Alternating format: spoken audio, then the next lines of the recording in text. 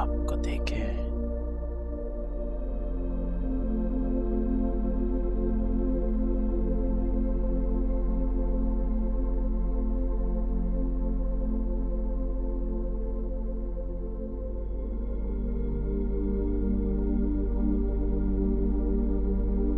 इस देश से न्यारी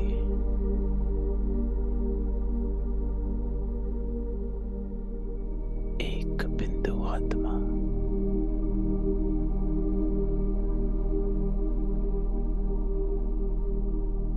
मैं दिव्य हूँ।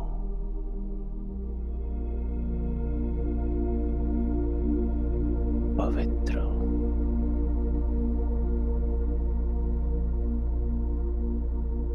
ज्योति हूँ।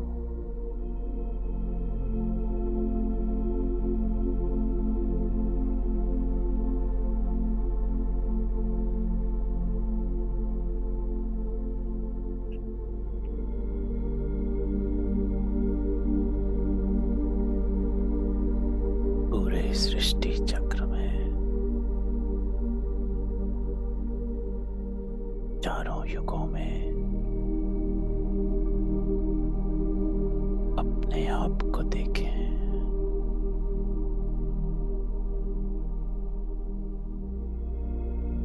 मैं देवात्मा हूँ।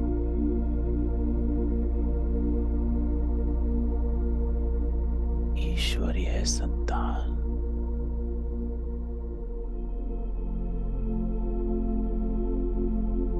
इस कल्प के अंत फिर से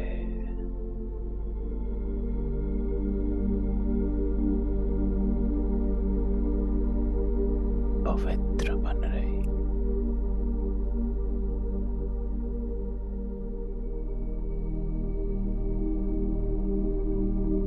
अपने आप को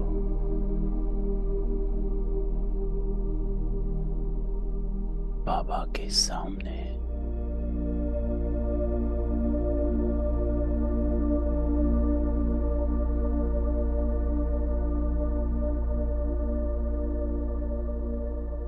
बुद्धि के नेत्र से अपने को बिंदु देख और बाबा को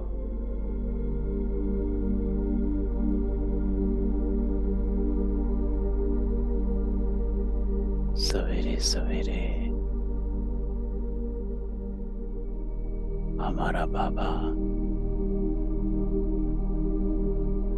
हमें सामने बिठा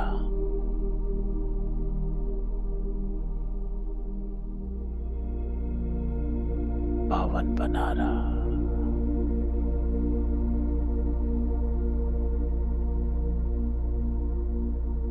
बाबा से आती इस एनर्जी का अनुभव करें।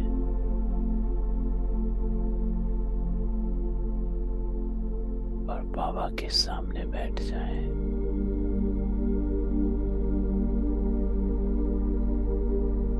मन बुद्धि एकाग्र। आज हमारा बाबा हमें क्या कहता है, तो चलें बाबा के सामने।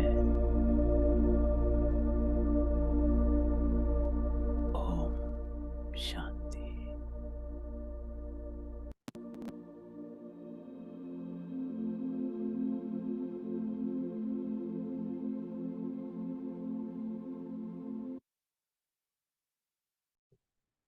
ओम शांति।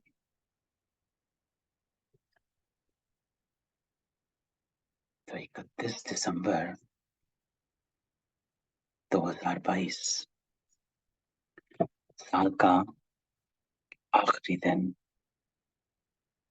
और नए साल की शुरुआत। तो ये संगम हो जाता है अंत का और आदि का। तो आज हमारा बाबा आ भी रहा है। तो बाबा मिलन भी है और बाबा हम सबको वरदान देके जाने वाले हैं। नए वर्ष के लिए बाबा वरदान देंगे। वो वरदान जो हमें आने वाले साल में यूज करना है। और वरदान को यूज करने के लिए बाबा हमेशा युक्ति देता है कि सुनना नहीं, यूज करना। यूज करने के लिए पहली विधि जो बाबा बताता है वो ये कहता है कि यूज करो। वरदान लेने वाले बनो। देने वाला तो बाबा दे देगा और देकर ही जाएगा, लेकिन बाबा कहता है कि लेने में नंबरवार हो जाते। अब लेने में हम नंबर वन ना हो, नंबर वन हो, उसके लिए बाबा कहता है वरदान को यूज करो। तो आज की मुरली बाबा शिव जयंती का त्योहार, शिव बाबा का आना नए युग का आना है, हमारे पावन बनने का त्योहार है कि हम आत्माएं फिर से अपना स्वतः प्रधान रूप ले वापस सृष्टि चक्र में जाते हैं। तो कितना सुंदर है कि कैसे हमारा परिवर्तन हो, पतित से पावन बनते हैं, अपने आप को फिर से हम पवित्र बना लेते हैं, सतो प्रधान बना लेते हैं। ये जो साइकिल में हम आ जाते हैं इस सृष्टि चक्र में, उस चक्र का ये सबसे सुंदर घड़ी होती है जब हम अपने आप को सतो प्रधान बना लेते हैं। तो आज बाबा कहता है मीठे बच्चे, तुम्हें शिव जयंती का त्योहार बड़ी धूमधाम से मनाओ। ये तुम्हारे लिए बहुत बड़ा खुशी का दिन, सबको बाप का परिचय देना। तो खुशी का दिन बाबा कहता है, क्योंकि एक तो बाबा आया, लेकिन बाबा तो आया, उसमें हमारा क्या हो, उसके लिए बाबा कहता है ये तुम्हारे लिए खुशी का दिन है। क्यों? क्योंकि यहाँ पर बाबा के आने से हम पवित्र बन जाते हैं, हम अपने आप को फिर से सतो प्रधान बना लेते, फिर से हम अपनी आत्मा की पवित्रता को वापस ले लेते और नए सिरे से फिर इस सृष्टि चक्र में अपना पार्ट प्ले करते हैं, देवता बनते हैं। देखो हम सब एक साथ सतयुग में आने वाले। बाबा कहता है 111 में आना। पहला दिन हो, पहला मास हो और पहला साल हो, तो 111 में आना है और हम सब सत युग में आने वाले हैं, नहीं तो यहाँ नहीं बैठे। तो बाबा आज प्रश्न कहता है कौन से बच्चे अपना बड़ा नुकसान करते हैं, घाटा कब पड़ता? तो बाबा उत्तर देता है जो बच्चे चलते चलते पढ़ाई छोड़ दे, वे अपना बहुत बड़ा नुकसान करते हैं। पढ़ाई छोड़ देना, आज करा कल नहीं करा।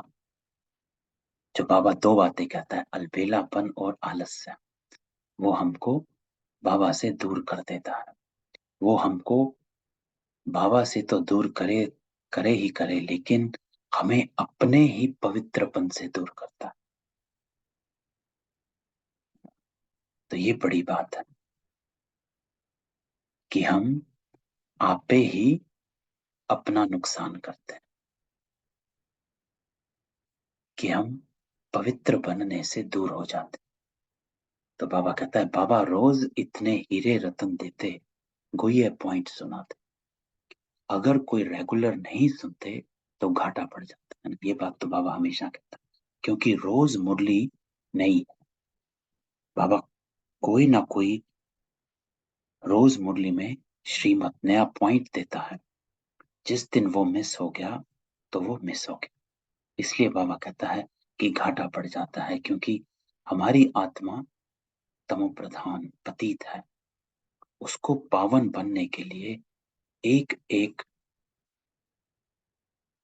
जो कण कण होता है उसको हमें पवित्र बनाना है। तो उसके लिए बाबा कहता है मेरी मुरली रोज सुननी है। फिर बाबा कहता है नापास हो जाते हैं। क्यों नापास हो जाना? अर्थात किसी ना किसी विकार में घुस गए। देखो, जिस दिन मुरली नहीं सुनी उस दिन बाबा से कनेक्शन वीक हो जाता, और जब कनेक्शन वीक हो जाता है तो कोई ना कोई विकार तो सामने आएगा ही। सारा दिन में हम विकारी दुनिया में हैं और विकारी लोगों के साथ, है ना। तो बाबा क्या कहता है, रावण राज्य में हो और रावण मत पर चलने वाली मनुष्य आत्माओं के साथ हो। तो ऐसा हो नहीं सकता कि आपके सामने विकार ना आए, चाहे किसी रूप में आए, चाहे कौन सा भी आए, है ना। तो विकार सामने आएगा, और बाबा से अगर कनेक्शन तगड़ा नहीं होगा और अगर हमने मुरली नहीं सुनी तो हम कोई ना कोई विक्रम कर बैठेंगे। तो बाबा बाबा कहता है नापास हो जाता, स्वर्ग की ऊंची बादशाही कमा देते, पद भ्रष्ट हो जाता है। तो बाबा कहता है नुकसान हो जाता है, क्योंकि हम पवित्र बनने से अपने आप को दूर कर देते हैं। तो ये सबसे बड़ी बात है कि हम अपने आप को ही अपने से, अपने निज स्वरूप से दूर कर देते हैं। आज बाबा गीत बजाता है, रात के राही थक मत जाना, सुबह की मंजिल दूर नहीं तो चलो। बाबा के साथ बैठ बाबा का गीत समझ, ऐसे समझते हैं कि हम बाबा के संग बैठ, सामने बैठ बाबा का गीत सुन रहे हैं।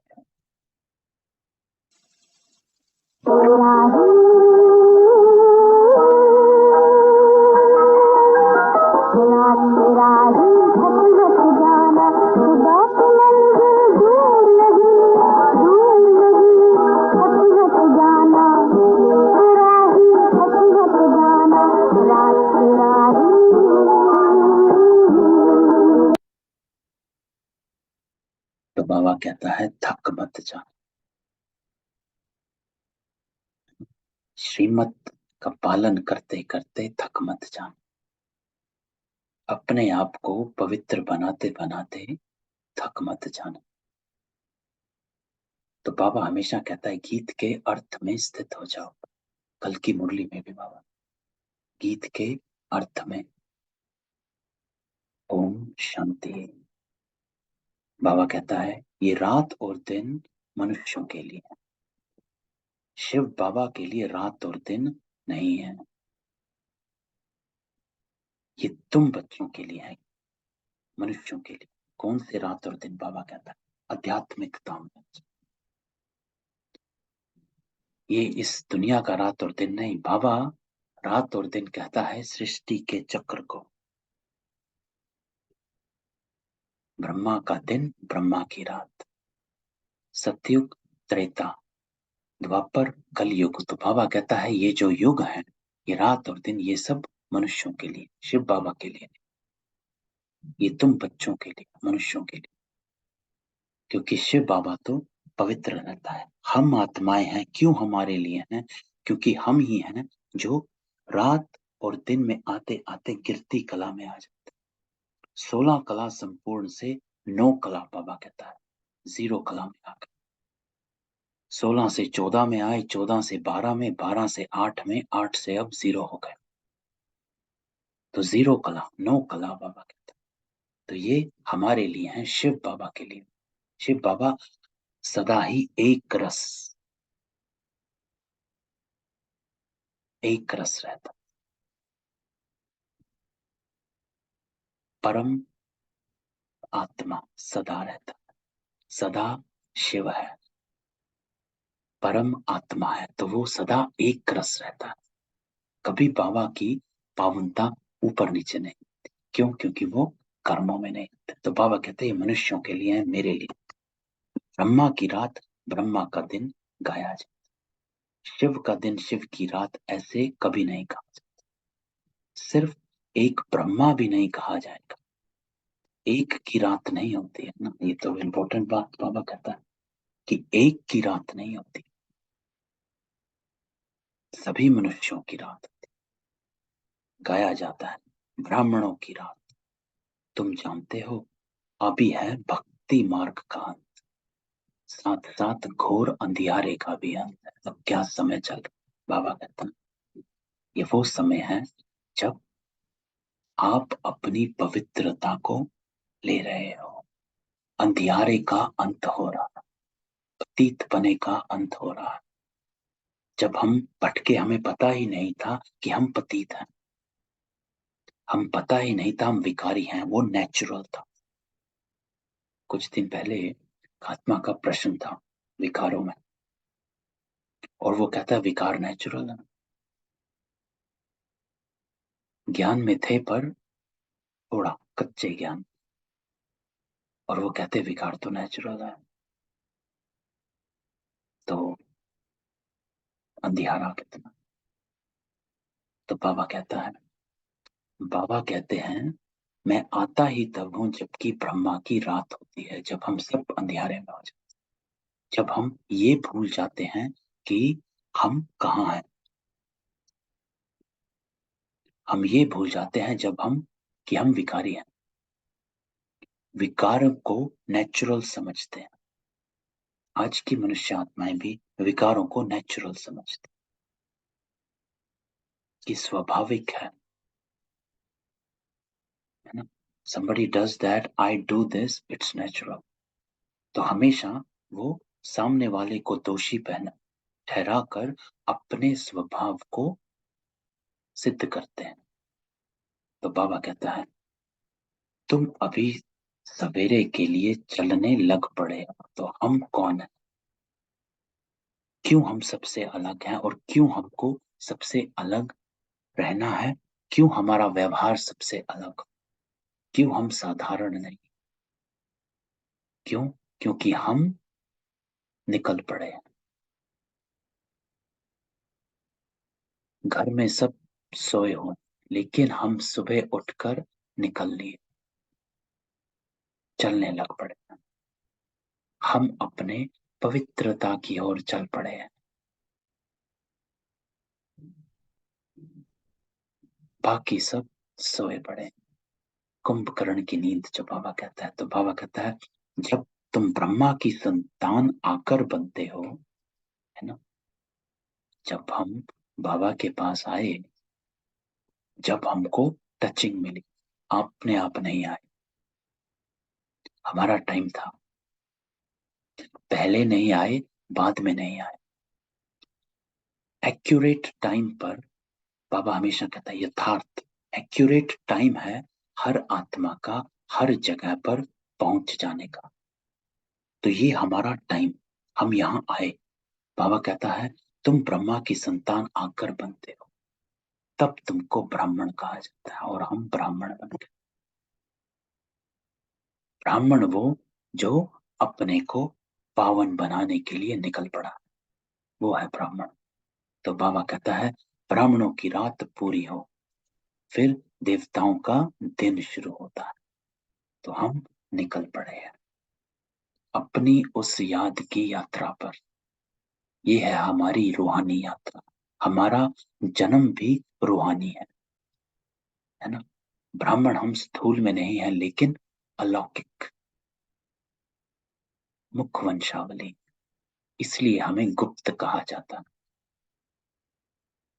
तो बाबा कहता है गुप्त हो आप, आपका धर्म भी गुप्त है, आपका पुरुषार्थ भी गुप्त है, और आपका देवता बनना भी गुप्त है। तो बाबा कहता है देवताओं का दिन शुरू होता है, ब्राह्मण जाकर देवता बनेंगे, हम ही बनेंगे, है ना। देखो हम में से सब आत्माएं, हम जो भी हैं, सभी हम जाकर देवता बनेंगे, सतयुग में पहुंचेंगे, अपनी सतो प्रधान अवस्था में पार्ट प्ले करेंगे। इस यज्ञ से बहुत बड़ी बदली होती है ना। पुरानी दुनिया बदलकर नई हो जाती। तो ये यज्ञ है जिसमें हमें, यज्ञ में क्या होता है, स्थूल यज्ञ में बाबा कहता है जौ तिल को आप डालते हो, है ना। जब हवन करते हैं तो जौ तिल सब कुछ डाल के हवन करते हैं। इस यज्ञ में हम अपने पुरानी संस्कारों का स्वाहा, पुरानी आदतों का स्वाहा, इस पुराने शरीर का स्वाहा करते हैं और बदलकर नया शुद्ध कर देते हैं। देखो, स्थूल में यज्ञ शुद्धता के लिए किया जाता है। हवन करते हैं तो सोचते हैं घर में शुद्ध हो गया, तो ये यज्ञ है शुद्धता का। तो बाबा कहता है कलयुग है पुराना युग, सतयुग है नया। फिर त्रेता 25% पुराना, द्वापर 50% पुराना, है ना। बाबा तो त्रेता को भी सतयुग नहीं मानता, बाबा कहता सतयुग तो सतयुग है। त्रेता फिर भी 14 कला है, गिरती कला है, इसलिए उसको 25% पुराना बाबा कहता। क्यों? क्योंकि 16 से 14 हो गए, है ना। और द्वापर में 16 से, द्वापर के शुरू में 12 कला और अंत तक 8 कला, तो 16 से 8 हो जाती है, तो द्वापर 50% पुराना हो जाता। तो बाबा कहता है युग का नाम ही बदल जाता। कल युग को सब पुरानी दुनिया का ईश्वर कहा जाता है बाप को, जो ईश्वरीय राजन स्थापन करते हैं। तो बाबा कहता है ईश्वर वो जो ईश्वरीय राज्य स्थापन करे, है ना। तो बाबा भी धर्म स्थापक है, लेकिन बाबा का धर्म स्थापन करना गुप्त रहता। तो बाबा कहता है मैं कल्प कल्प संगम युग में आता, टाइम तो लगता है ना। यूं तो है 1 सेकंड की बात, परंतु विक्रम विनाश होने में समय लगता है। तो हम सोचते हैं हम इतने टाइम से बाबा के साथ जुड़े हुए हैं, अभी भी विकर्मों का अंश है। तो बाबा कहता है समय लगता है। क्यों? क्योंकि आधा कल्प के पाप सिर पर है। तो बाबा हमेशा कहता है पापों का बोझा बहुत,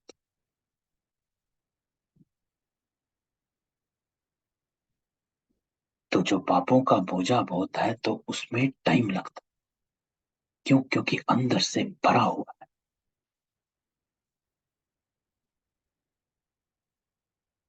तो जितने शिद्दत से पाप किए उतने ही शिद्दत से योग कर पाप विनाश करने हैं। तो बाबा कहता है बाप स्वर्ग रचता है, तो तुम बच्चे भी स्वर्ग के मालिक तो बनेंगे, परंतु सिर पर जो पापों का बोझा है उनको उतारने में टाइम लगता है, योग लगता है। तो जितना योग में रहते हैं, योग से हमें हमारा जो परिचय होता है वो पक्का होता है कि हम कौन है। रियलाइजेशन जो होता है, इसको कहते हैं योग अग्नि। क्योंकि जितना ज्यादा हम योग में बैठते हैं उतना हमें अंदर से आत्मा विकर्म करने से रोकती है। ज्ञान सुनने से नहीं होता। क्यों नहीं होता है? क्योंकि ज्ञान सुनने से हम समझते हैं कि क्या है, योग से हम रियलाइज करते हैं, है ना। इसलिए उसको योग अग्नि कहा गया। क्योंकि जितना बैठते हैं तो अपने आप से बात करते हैं, अपने आप को ढूंढ कर निकालते हैं कि मैं कौन हूं। आप अभी भी देखें, मुरली सुनते सुनते आप अपने को आत्मा समझ नहीं सकते, मुश्किल है ना। मुरली पढ़ते पढ़ते आप मुरलियां पढ़ लो, सारी अव्यक्त मुरलियां पढ़ लो, सारी साकार पढ़ लो, समझ सब आ जाएगा। लेकिन अपने को आत्मा समझना, उस बात के लिए मुरली नहीं चाहिए, उसके लिए आपको योग में बैठना, अपने साथ एकांत में बैठना, शांति से बैठना। यह हम सबका अनुभव है। मुरली में आत्मिक स्थिति नहीं, योग में हो जाती है। इसलिए बाबा कहता है योग लगाना पड़ता है, अपने को आत्मा जरूर समझ।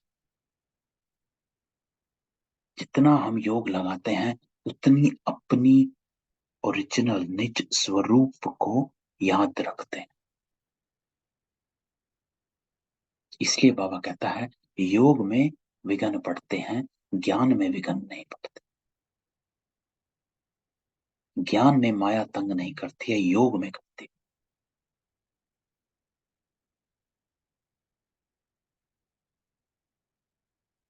तो बाबा कहता है आगे जब बाबा कहते थे तो जिस्मानी बाप याद आता था, अभी बाबा कहने से बुद्धि ऊपर चली जाती है ना। इसे योग कहा जाता है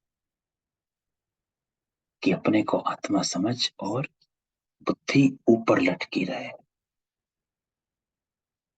मैं कौन हूं। इसे साइलेंस की शक्ति भी कहा गया कि हम अपने आप को परम धाम में जब देखते हैं, साइलेंस की स्थिति में स्थित हो जाते हैं, तो रियलाइजेशन होता है। अपने आप से बात करना, यही योग है। अपने को पहचानना कि मैं कौन हूं। तो बाबा कहता है दुनिया में और किसकी बुद्धि में ये नहीं होगा कि हम आत्मा रूहानी बाप के संग। तो बाबा कहता है समझना कि कौन है हमारा बाप। टीचर गुरु तीनों ही रूहानी, याद भी उनको करते हैं। बाबा कहता है ये है पुराना शरीर, इनको क्या श्रृंगार करना। परंतु अंदर में समझते हैं अभी हम वनवाह में, है ना। वनवाह में तो वनवाह बाबा उसको कहता है कि अभी हम ससुर घर जाने की, नई दुनिया में जाने की तैयारी कर। तो जब लड़की की शादी होती है उस दिन उनको पुराने कपड़े पहनाए जाते हैं वनवाह में, है ना। जाकर फिर श्रृंगार किया जाता है ये वो। तो बाबा कहता है आपका भी वो टाइम चल रहा है।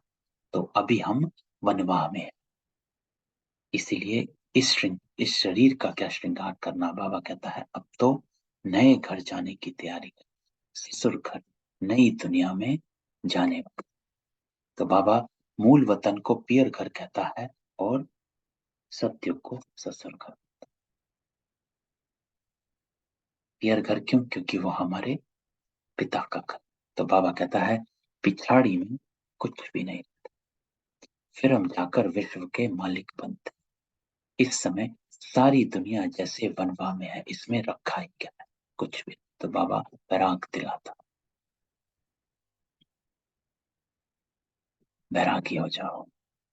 ब्राह्मणों का चौथा अलंकार कमल पुष्प, डिटैच हो जाओ। बाबा कहता है इसमें रखा ही क्या है,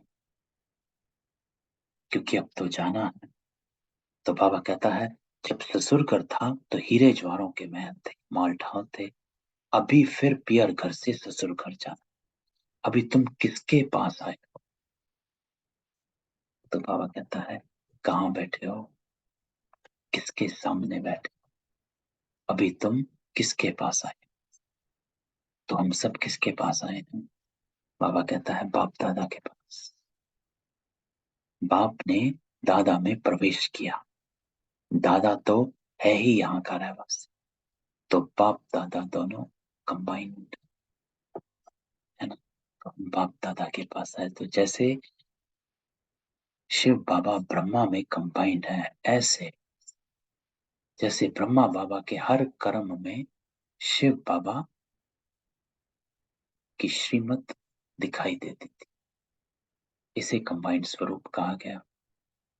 ऐसे ही हम और बाबा कंबाइंड, हमारे भी हर कर्म में श्रीमत दिखाई दे। कोई पूछे ये ऐसे करता क्यों है? क्योंकि ये ईश्वरीय मत पर चल रहा है ना। तो ऐसा गायन हमारा। तो बाबा कहता है परम पिता परमात्मा पतित पावन, उनकी आत्मा अगर कृष्ण में होती, वह ज्ञान सुनाती, तो कृष्ण को भी बाप दादा था, परंतु श्री कृष्ण को बाप दादा कहना शुभता ही नहीं। क्यों? क्योंकि बाबा कहता है ब्रह्मा ही प्रजापिता का है, आदिदेव ब्रह्मा। कृष्ण को आदिदेव नहीं कहा, तो बाबा कहता है आदिदेव ब्रह्मा को ही कहा। तो बाबा कहता है बाप ने समझाया ये 5000 वर्ष का चक्र। तुम बच्चे प्रदर्शनी जब दिखाते हो तो उनमें यह भी लिखो कि आज से 5000 वर्ष पहले भी हमने यह प्रदर्शनी दिखाई थी और समझाया था कि बेहद बाप से स्वर्ग का वर्षा कैसे लिया। तो बाबा कहता है जो अभी हो रहा है वो 5000 वर्ष पहले भी ऐसे ही हुआ था। तो हम सब अभी भी जैसे आज बैठे हैं, हर कल्प में ऐसे बैठेंगे और हर कल्प में ऐसे बैठते आए हैं। वंडर है ना? ये बात सोचते हैं तो कितना वंडर लगता है कि एक ही बात हम रिपीट करते हैं हू बहू। इसलिए बाबा कहता है कोई भी यहां बाई चांस नहीं आता, ऐसे ही नहीं आए। चलो आप अगर समझे ऐसे ही आए हैं, तो हर कल्प ऐसे ही कैसे आएंगे? पहले भी आए थे, फिर अगले कल्प भी हम ऐसे होंगे। इसलिए बाबा कहता है कि ये कहानी, ये चक्र जो है ये हू बहू चलता है, बनी बनाई बन रही, अब कुछ बन नहीं रहा है। तो बाबा कहता है आप यहाँ आए हो क्योंकि आपका पार्ट है, आप विजयी हो। विजयी अर्थात आप सत्युग की आत्माएं हो, इसका निश्चय कर। देवी आत्माएं हो, साधारण तन में हो।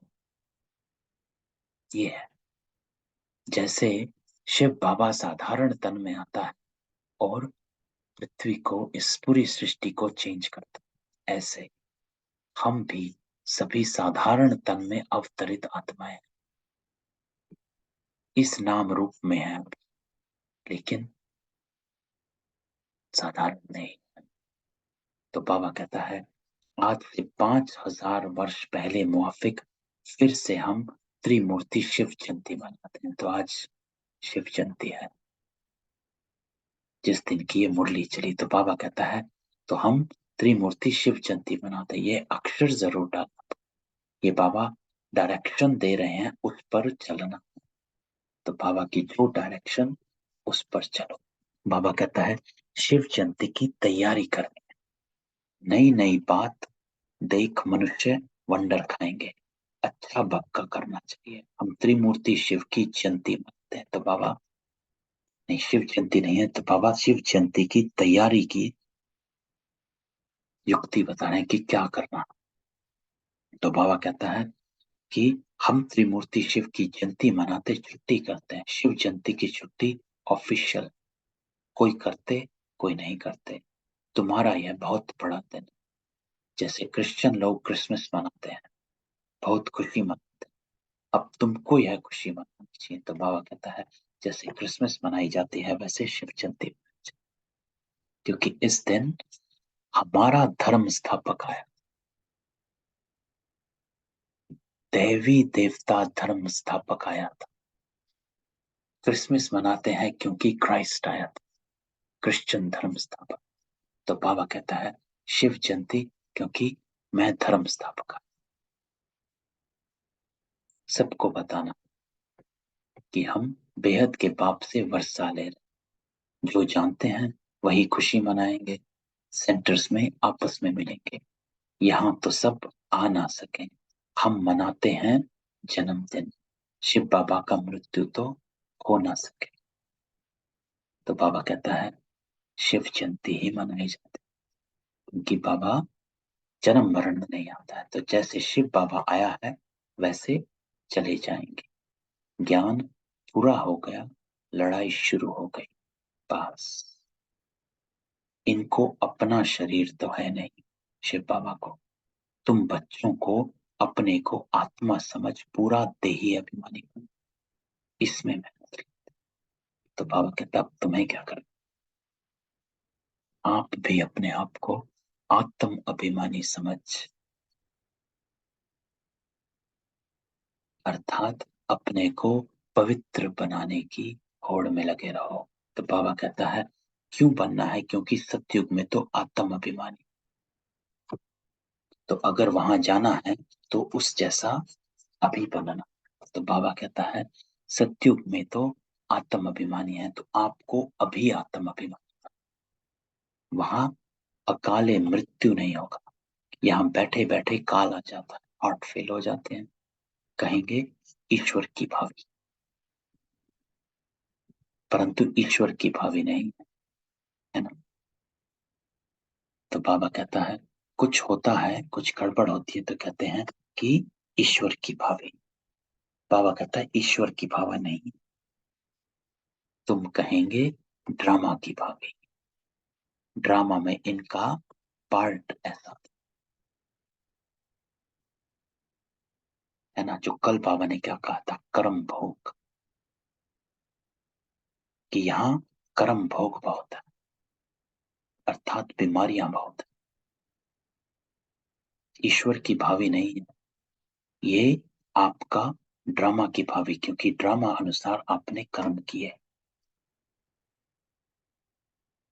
तो ड्रामा में इनका पार्ट ऐसा था और वो कर्म का भुगतू चल रहा है। तो बाबा कहता है अभी तो है ही आयरन एज, नई दुनिया गोल्डन एज थी, सतयुग के महल कितने हीरों के सजाए हों, आखिर चार धन होगा, परंतु उनका पूरा वृत्तांत नहीं।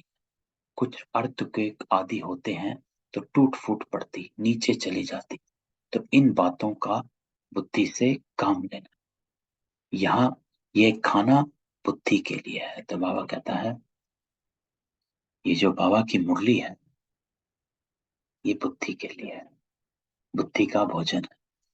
जैसे बाबा कहता है शरीर को भोजन बना तंदुरुस्त करते हो, शक्तिशाली बनाते हो, ऐसे ही मुरली बुद्धि का भोजन। जब आप बुद्धि को भोजन खिलाते हो मुरली के रूप में तो बुद्धि शक्तिशाली हो जाती है।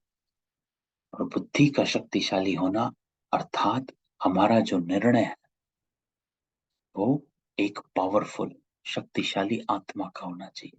कमजोर आत्माएं जो हैं वो विकारों में गिरती हैं, और जो शक्तिशाली आत्माएं हैं वो श्रेष्ठ कर्म करती हैं, आत्मा अर्थ कर्म करती है। तो ये बुद्धि का भोजन आपको देना है। तो बाबा कहता है तुम्हारी बुद्धि ऊपर चली गई, रचता को जानने से रचना को भी जानते, सारे सृष्टि का राज बुद्धि। तो बाबा कहता है ड्रामा में ऊंचे से ऊंचा है बाबा। फिर ब्रह्मा विष्णु शंकर, हम इन तीनों का ऑक्यूपेशन बता सकते हैं। तो जब बाबा कहता है बुद्धि में जैसे ही आपको ज्ञान इमर्ज होता है तो बुद्धि ऊपर चली जाती, जैसे ही बुद्धि ऊपर चली जाती है आपको रचयिता और रचना दोनों का चक्र बुद्धि में घूम पड़ता है, क्योंकि जैसे ही आप अपने आप को याद करते हो, इस चक्र में आते हो, तो आप पूरे सृष्टि चक्र में अपने आप को देखते हो कि मैं कौन सी आत्मा। तो बाबा हमेशा कहता है सिर्फ आत्मा नहीं कहना, लेकिन इस रचता अर्थात रचना अर्थात इस पूरे सृष्टि चक्र में अपने पार्ट को देखो, क्या क्या पार्ट है। जगत अम्बा का कितना बड़ा मेला लगता है, जगत अम्बा जगत पिता का आपस में क्या संबंध, ये कोई नहीं जानते, क्योंकि ये गुप्त बात है। माँ तो यह बैठी है, वह थी अडॉप्ट की हुई, इसलिए चित्र उनके बने हैं, है ना। माँ तो ये बैठी है, कौन, ब्रह्मा। तो ब्रह्मा को माँ, क्योंकि ब्रह्मा के थ्रू ही अडॉप्ट किया गया, और जो मम्मा है जगदम्बा वो थी अडॉप्ट की हुई, इसलिए चित्र उनके बने, उनको जगदम्बा कहा जाता है, ब्रह्मा की बेटी सरस्वती। तो बाबा ये क्लैरिफाई करता है कि मम्मा क्या है और ब्रह्मा बाबा क्या है। और ये शिव बाबा बोल रहा कि ब्रह्मा माँ है, मम्मा अडॉप्ट की हुई, इसलिए चित्र उनके बने हैं जिनको जगत अम्बा कहा गया। ब्रह्मा की बेटी सरस्वती। तो बाबा कहता है भल माँ का टाइटल दिया है, परंतु थी तो बेटी, सही करती थी ब्रह्मा कुमारी सरस्वती, है ना? तो सही अर्थात हस्ताक्षर, सिग्नेचर। तो मम्मा का सिग्नेचर होता था बी के सरस्वती, ब्रह्मा कुमारी सरस्वती। तो बाबा कहता है तुम उनको मम्मा कहते थे, ब्रह्मा को माँ कहना शोभता नहीं। यह समझने और समझाने में बड़ी रिफाइंड बुद्धि चाहिए। तो बाबा कहते हैं समझ चाहिए, एक्यूरेट अंडरस्टैंडिंग होनी चाहिए, यथार्थ अंडरस्टैंडिंग होनी चाहिए कि कौन क्या है, किसका क्या पार्ट है, मिक्स नहीं करना। इसलिए बाबा कहता है बड़ी रिफाइंड बुद्धि चाहिए। ये कोई ये बात है, तुम किसके भी मंदिर में जाएंगे तो झट उनका ऑक्यूपेशन जान जाएंगे। गुरु नानक के मंदिर में जाएंगे तो झट बता देंगे कि वह फिर कब आएंगे। उन लोगों को कुछ पता नहीं, क्योंकि कल्प की आयु लंबी कर दिया है ना। तो बाबा कहता है आपको पता, आप बताएंगे कि गुरु नानक आए थे 500 वर्ष पहले, अब कलयुग में फिर से आएंगे अगले चक्र में। तो बाबा कहता है तुम वर्णन कर सकते हो, क्यों? क्योंकि आपको सारे सृष्टि चक्र की नॉलेज है। हिस्ट्री, ज्योग्राफी आपको पता है। हिस्ट्री अर्थात कौन कब और कैसे आता है और क्या पार्ट प्ले करता है। ज्योग्राफी अर्थात ये सृष्टि का नक्शा कैसे चेंज होता है। जैसे बाबा कहता है अभी एक ही राज्य होगा, फिर धीरे धीरे बाकी जो द्वीप हैं फिर बाकी इमर्ज होंगे। अमेरिका बाद में इमर्ज होगा, ऑस्ट्रेलिया बाद में इमर्ज होगा, अफ्रीका बाद में इमर्ज होगा। जब एक धर्म एक राज्य होगा तो एशिया होता है सिर्फ, जो इंडिया, पाकिस्तान, चाइना, यूरोप, तो बाबा ने ये बात, रशिया, तो ये कंबाइंड होकर एक बन जाता है। तो ये ज्योग्राफी। तो बाबा कहता है हिस्ट्री ज्योग्राफी तुम जानते हो। बाबा कहते हैं देखो मैं तुमको कैसे पढ़ाता हूं, है ना?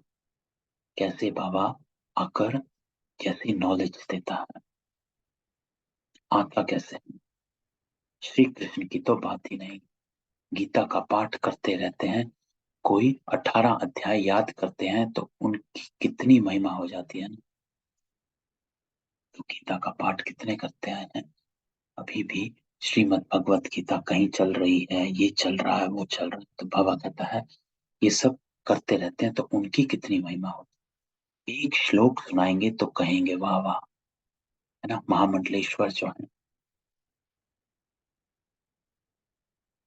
तो कितना मान है। तो बाबा कहते हैं इन जैसे महात्मा तो कोई नहीं। आजकल तो रिद्धि सिद्धि भी बहुत है, जादू का खेल बहुत दिखाते हैं, दुनिया में ठगी बहुत है। बाबा तुमको कितना सहज समझाते हैं, परंतु पढ़ने वालों। तो ऐसे बाबा कहते हैं कि दुनिया में आप जाते हो इधर उधर मंदिरों में, साधु संतों के पास, कोई ये कहता है कोई वो कहता है, किसी ना किसी तरीके से कुछ ना कुछ आपसे ले ही लेते हैं। लेकिन बाबा तुमको, बाबा कहता है मैं तुम्हें सिर्फ एक बात कहता हूँ, पढ़ाई करो। तो बाबा कहता है तुमको कितना सहज समझाता हूँ, लेकिन सिर्फ पढ़ने वालों पर मत। टीचर तो एक रस पढ़ाते हैं, कोई नहीं पढ़ेंगे तो ना पास होंगे। तो सारा मदार बाबा कहता है पढ़ाई पर। कोई नहीं पढ़ेंगे तो ना पास होंगे, है ना? क्योंकि कोई ना कोई विकार हो जाता है, कनेक्शन टूट जाता है। जिस दिन मुरली नहीं पढ़ोगे उस दिन याद जो है वो हल्की हो जाएगी। तो बाबा कहता है ये भी होना जरूरी। अब बाबा ड्रामा करता है, क्योंकि राजधानी स्थापन होनी। तो बाबा कहता है वो भी जरूरी है कि कुछ ना पास हो, क्योंकि सभी राजा तो नहीं बनेंगे। राजा भी होंगे, दास दासियां भी होंगी, प्रजा होंगे, उनकी भी दास दासियां होंगी, साहूकार होंगे और वो भी होंगे। तो सारी राजधानी स्थापन होगी। सारी राजधानी में सभी तो राजा नहीं होंगे, तो वो भी जरूरी है। तो बाबा कहता है तुम ये ज्ञान स्नान कर, ज्ञान का गोता लगाए, परिस्तान की परी अर्थात स्वर्ग के मालिक बन जाते। लेकिन तुम कौन हो? बाबा अब हमें सेपरेट करता है कि हम आत्माएं बाबा के सामने बाट ज्ञान स्नान कर। देखो स्थूल स्नान करने से कैसे शरीर की मैल खत्म होती है। तो बाबा कहता है आप जब ज्ञान का स्नान करते हो तो इस आत्मा की जो अपवित्रता की मैल है वो मैं निकालता हूं। तो बाबा कहता है तुम ये ज्ञान स्नान कर, ज्ञान का गोता लगाए, परिस्तान की परी बन जाते हो, है ना। तो हम हैं बाबा के राजघराने के, राजघराने में आने वाले नारायण बनने वाले आत्मा, अष्ट रत्न हैं। तो बाबा कहता है रात दिन का फर्क है। वहां तत्व भी सतो प्रधान होने से शरीर भी एक्यूरेट बनता, नेचुरल ब्यूटी। वो है ईश्वर की स्थापन की हुई भूमि। अभी आसुरी भूमि है। स्वर्ग नरक में बहुत फर्क है। अभी तुम्हारी बुद्धि में ड्रामा के आदि मध्य अंत का राज बैठा हुआ है, नंबरवार पुरुषार्थ अनुसार। क्यों? क्योंकि बाबा कहता है जिसको बुद्धि में जितना राज एक्यूरेट बैठा है वो उतना ही पुरुषार्थ एक्यूरेट। क्यों? उसको आदत लगी रहती है कि मुझे ये बनना है, मुझे पवित्र बनना है। इसलिए बाबा कहता है ये राज भी सब में नंबर वार बैठा हुआ है। बैठना अर्थात निश्चय होना, बुद्धि में बैठ जाना अर्थात एक्सेप्ट कर लेना। एक्सेप्टेंस को कहा जाता है बैठ जाना। देखो पहले होता है अवेयरनेस, तो बाबा हमें पहले अवेयरनेस देता है कि ये ऐसे ऐसे हुआ। आज भी बाबा ने पूरी अवेयरनेस दी मुरली में कि कौन कब कैसे, सृष्टि का चक्र कैसे चलता है। इस पूरे अब तक जो पढ़ा उसमें हमारी बुद्धि ने एक्सेप्ट कितना किया, उसको कहा जाता है राज बैठना। वो हो जाता है नंबर वार पुरुषार्थ कि कितना मैंने अपने आप को एक्सेप्ट किया कि मैं परिस्तान की परी बन रहा हूं। दूसरा पैरा तो बाबा कहते हैं अच्छी रीति पुरुषार्थ करो। तो अगर राज बैठ गया, अगर एक्सेप्ट हो गया तो नंबर वार नहीं नंबर वन बन जाते। तो बाबा कहता है अच्छी रीति पुरुषार्थ करो। तो पुरुषार्थ करना क्या? अपने आप को पवित्र बनाओ। बाबा कहता है मुझे क्या देते, अपने लिए ही कर रहे हो।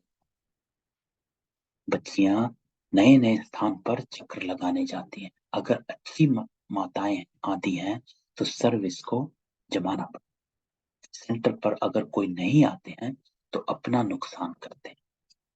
कोई पढ़ने के लिए नहीं आते हैं तो उनको फिर लिखना चाहिए। तुम पढ़ते नहीं हो, इससे तुमको बहुत घाटा पड़ जाएगा। रोज रोज बहुत गुह्यक पॉइंट्स निकलती हैं। तो बाबा कहता है कि मुरली रोज सुननी, ये है हीरे रत्न। तुम पढ़ेंगे नहीं तो नापास हो जाएंगे। क्यों? क्योंकि उस दिन आपकी धारणा कमजोर हो जाएगी। इतनी ऊंची स्वर्ग की बादशाही कमा देंगे। मुरली तो रोज सुननी चाहिए। ऐसे बाप को छोड़ दिया तो याद रखना नापास हो जाएंगे, फिर बहुत रोएंगे, खून के आंसू। तो बाबा साथ साथ जैसे होता है ना स्टिक रखता है कि ठीक है मेरे बच्चे बनकर अगर नहीं पढ़े तो बाबा कहता है नाम बदनाम करते हो, है ना। स्कूल में भी अगर कोई इंटेलिजेंट पिता होता है और उसका बच्चा अगर नहीं पढ़े तो पिता को कितना लगता कि मेरे बच्चे नहीं पढ़ रहे, सारी दुनिया मुझे इतना मान देती है और मेरे ही बच्चे नालायक। तो ऐसे ही बाबा कहता कि भाई मेरे बच्चे बनकर अगर नहीं पढ़े तो क्या किया। तो बाबा कहता पढ़ाई तो कभी छोड़नी नहीं। बाबा रजिस्टर देखते हैं कितने रेगुलर आते हैं, ना आने वालों को फिर सावधान करना चाहिए। श्रीमत कहती है पढ़ेंगे नहीं तो पद भ्रष्ट हो जाएगा, बहुत घाटा पड़ जाएगा। ऐसे लिखा पीढ़ी करो तब तुम स्कूल को अच्छी तरह उठा सकेंगे। तो बाबा माताओं को युक्ति देता है कि जो नहीं आते हैं सेंटर में उनको बुलाओ और उनसे लिखवाओ। लिखवाना चाहिए। बाबा कहते हैं उनसे लिखवाओ कि मुझको नहीं पढ़ूंगा तो घाटा पड़ेगा, नहीं पढ़ूंगा तो ये होगा, नहीं पढ़ूंगा तो नापास हो जाऊंगा। तो बाबा कहते हैं ऐसे नहीं, कोई नहीं आया तो छोड़ दिया।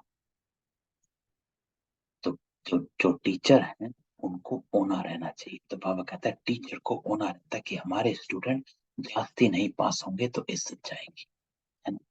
तो होता ही है कि हमारी क्लास का रिजल्ट क्या आया। तो हम सब जब मुरली सुनते हैं तो होता है कि भाई कोई इसमें ना पास ना हो जाए। तो बाबा लिखते भी हैं तुम्हारे सेंटर पर सर्विस कम चलती है, शायद तुम सोते रहते हो। अच्छा।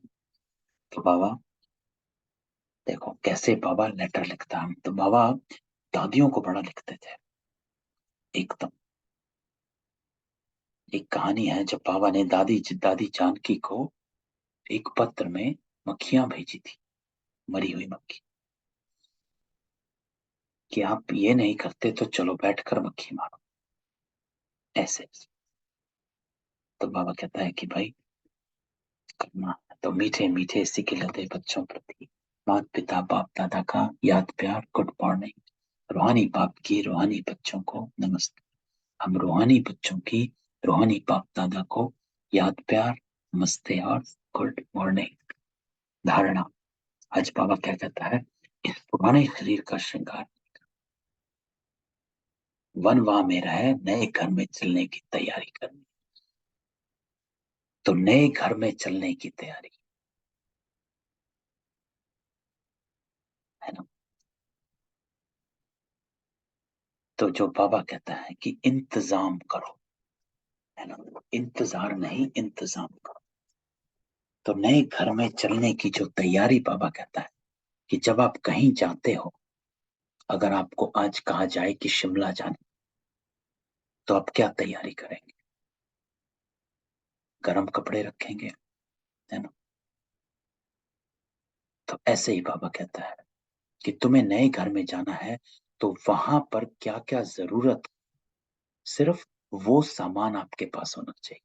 आप शिमला में हाफ शर्ट तो नहीं लेकर जाएंगे, हाफ शर्ट घर पे छोड़कर जाएंगे। ऐसे ही बाबा कहता है आप सत्युग में जाएंगे तो ये देखो आपको क्या क्या लेकर जाना है। तो पुराने संस्कारों आदतों को यहीं छोड़ो, यहाँ की यहीं रही, और वहां जो चाहिए उसको धारण करते शुरू करो, है ना। जो बाबा रोज बताता है कि सत्युग में ये नहीं होता, सत्युग में वो नहीं होता, सत्युग में आज बाबा कहता है आत्म अभिमानी होते हैं। तो अगर मैं नए घर में जाने की तैयारी कर रहा हूं तो मैं आत्म अभिमानी बन रहा हूं।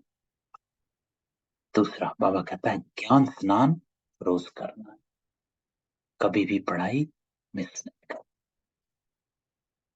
वरदान।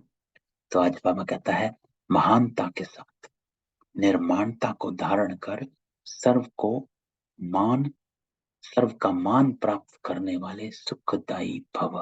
तो बाबा आज हमें वरदान देता है सुखदाई भव, अर्थात सुखदाई बन जाओ। सुखदाई बनना अर्थात शुद्ध, खुद सुखी रहना और दूसरों को सुख देना। उसके लिए बाबा कहता है निर्माणता को धारण कर, हम्बलनेस। हमारे में कोई अहंकार ना हो, ईगो ना हो, है ना। इस ईगो को यहीं छोड़ दो, अपनी मान शान को यहीं, इस शरीर की मान शान को यहीं छोड़ दो। जब आप इस शरीर की मान शान को छोड़ देंगे तो सर्व का मान प्राप्त करेंगे, है ना। कि सिर्फ महान बनना जरूरी नहीं, या सिर्फ महान बनने से कुछ नहीं, महानता के साथ निर्माणता भी हो, है ना। कोई बड़ा बना लेकिन अगर उसमें ईगो बहुत है तो वो आगे नहीं बढ़ पाता, मान नहीं मिलता, उनको झूठा मान मिलता।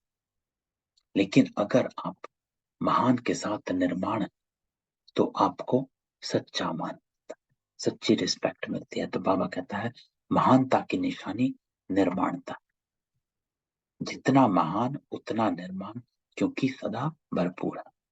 जैसे वृक्ष जितना भरपूर होगा उतना झुका हुआ हो, तो निर्माणता ही सेवा करती है, और जो निर्माण रहता है वो सर्व द्वारा मान प्राप्त करता है। तो बाबा कहता है जो अभिमान में रहता है उसको कोई मान नहीं देता, उससे दूर भाग। जो निर्माण है वे सुखदायी होंगे, उनसे सभी सुख की अनुभूति करेंगे, सभी उनके समीप आना चाहेंगे। तो आज बाबा कहता है निर्माणता को धारण कर। तो आज का गुण बाबा कहता है अपनी झूठी मान शान, इस देह की मान शान को छोड़। मैं बड़ा हूं, मुझे किसी ने ऐसे कह दिया, मैं घर का बड़ा हूं, मुझे किसी ने ये कहा, घर की बहू हूं, मुझे किसी ने ये कहा, है ना। तो बाबा कहता है इस शरीर की मान शान यही छोड़, तू निर्माणता को धारण कर, बाकी करे ना करे तो, क्योंकि पवित्र आप बन रहे हैं। स्लोगन बाबा कहता है उदासी को तलाक देने के लिए खुशियों का खजाना सदा साथ रखो। तो आज माता मातेश्वरी जी के मधुर महावाक्य हैं। तो मातेश्वरी ने भी गीत लाया है, नयनहीन को राह दिखाओ प्रभु। तो मम्मा कहती है अब ये जो मनुष्य गीत गाते हैं, नयनहीन को राह बताओ, है ना। जो बाबा कहता है अंधों की लाठी, तो गोया राह दिखाने वाला एक ही परमात्मा ठहरा। तभी तो परमात्मा को बुलाते हैं, और जिस समय कहते हैं प्रभु राह बताओ, तो जरूर मनुष्यों को राह दिखाने के लिए खुद परमात्मा को निराकार रूप से साकार रूप में अवश्य आना पड़ेगा, तभी तो स्थूल में राह बताएगा। तो मम्मा कहती है कि राह कैसे दिखाएगा, और अगर अंधे हैं, भटके हुए हैं, तभी तो राह दिखाएगा। तो इसका मतलब नयनहीन भी है, और जो राह दिखाने वाला है, इसका अर्थ है कि कोई और है जो राह दिखाता है, और अगर वो राह दिखाता है तो ये जरूर है कि वो साकार में आता है। तो बाबा मम्मा कहती है आने बगैर तो राह बता नहीं सकेंगे। तो अब मनुष्य जो मूंझे हुए हैं, उन मूंझे हुओं को राह चाहिए, इसलिए परमात्मा को कहते हैं नयनहीन को राह बताओ प्रभु। तो प्रभु से कहते हैं कि इस नयनहीन को रास्ता दिखाओ, अंधकार में फंसे हैं। इसको ही फिर खवैया भी कहा जाता है। तो मम्मा कहती है यही खवैया है, खवैया जो हमारी नाव को इस पार से उस पार लेकर जाता, कि नर है इस पार और नारायण है उस पार। तो बाबा कहता है जो मम्मा कहती है, जो इस पार अथवा इन पांच तत्वों की जो बनी हुई सृष्टि है, इससे पार कर उस पार, अर्थात पांच तत्वों से पार जो छठा तत्व अखंड ज्योति महातत्व है, उसमें ले चल। तो बाबा कहता है, तो मम्मा कहती है कि इन पांच तत्वों की दुनिया से परम धाम, यहां से वहां ले जाने का। तो परमात्मा भी जब उस पार से इस पार आवे तभी तो ले चलेगा। तो परमात्मा को भी अपने धाम से आना पड़ता, तभी तो परमात्मा को खिवैया कहते हैं। वही हम बोट को, आत्मा रूपी नाव को पार ले सकता है। तो आज मम्मा नाव को हम आत्मा रूपी नाव कहती है। तो मम्मा कहती है वो ही हमारी आत्मा को इस 5 तत्वों के शरीर से पार अपने अखंड ज्योति महातत्व परम धाम में लेकर जाता है। तो क्या करना है, अब जो परमात्मा के साथ योग रखता है उनको ही साथ ले जाए, बाकी जो बच जाएंगे वे धर्मराज की सजाएं खाकर बाद में मुक्त।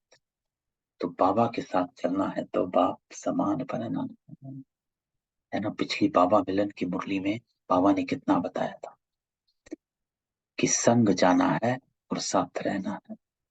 तो अगर बाप के साथ जाना है तो बाप समान बनना पड़ेगा, क्योंकि बाबा तो 1 सेकंड में उड़कर चला जाता है।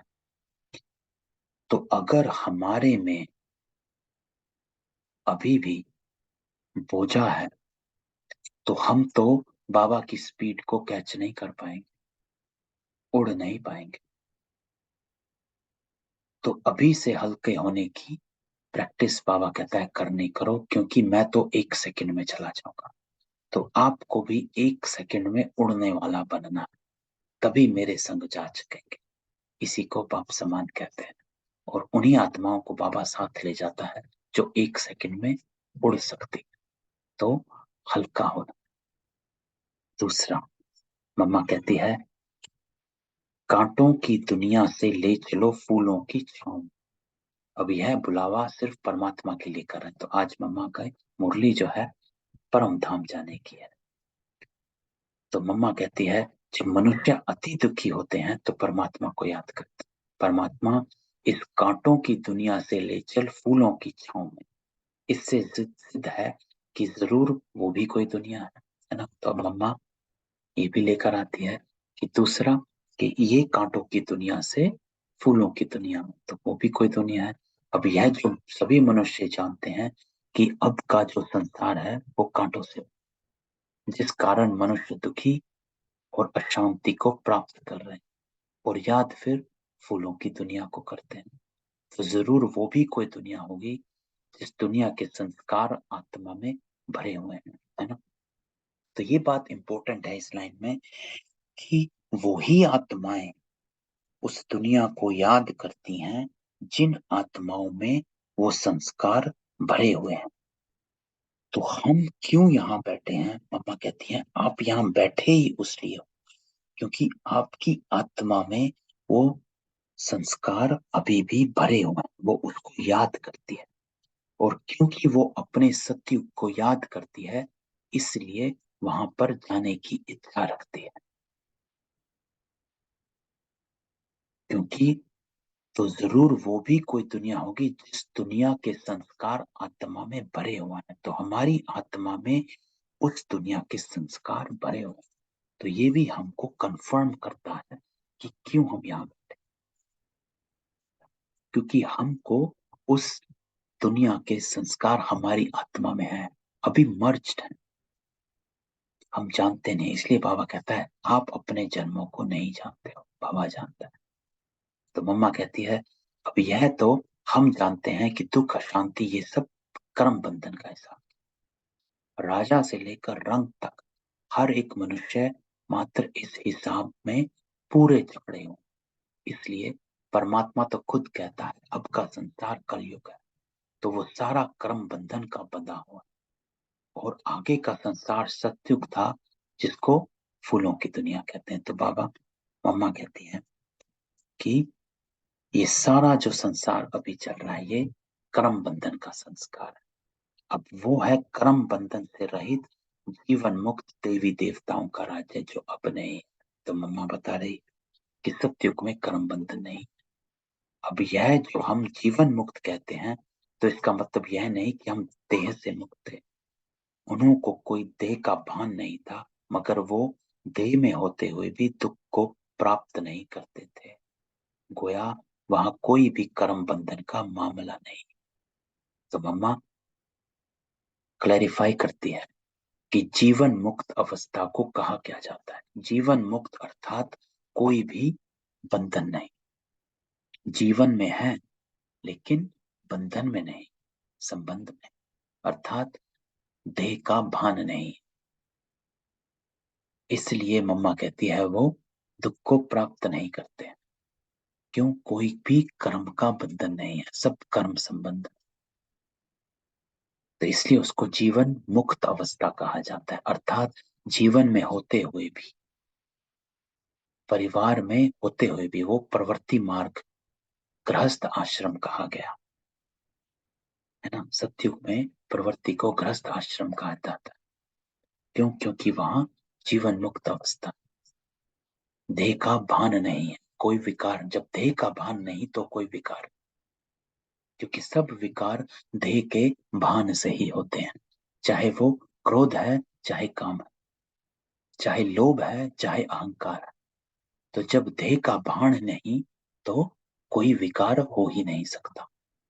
तो मम्मा कहती है वो जीवन लेते जीवन छोड़ते आदि मध्य अंत सुख को प्राप्त करते थे। तो जीवन मुक्ति का मतलब है जीवन होते कर्मातीत, कोई भी कर्म बंधन में नहीं फंसते कि अरे कोई मेरी प्रशंसा करे, किसी ने मैंने कोई काम किया तो कोई उसको रिटर्न करे, नहीं। क्योंकि रिटर्न मांगना भी देह का भान है। I want something to satisfy my inner consciousness. तो आज मम्मा गहराई में बताती है कि जीवन मुक्ति क्या है। तो अब ये सारी दुनिया पांच विकारों में पूरी जकड़ी हुई, मानो पांच विकारों का पूरा पूरा वास। परंतु मनुष्य में इतनी ताकत नहीं है जो इन पांच भूतों को जीत सके, है ना। तो हम अकेले नहीं कर सकते, इसीलिए तभी परमात्मा खुद आकर हमें पांच भूतों से छुड़ाते और भविष्य प्रारब्ध देवी देवता पद प्राप्त कराते हैं और हम देवता बन जाते हैं। देखो, मुरली की आधी में हम देवता, आज की मुरली में तो बाबा ने स्टार्टिंग में कहा आप देवता, बीच में देवता, अंत में भी हम देवता बन रहे हैं। तो ये थी आज की मुरली। सबको अनम्यूट करता हूँ, किसी का कोई क्वेश्चन?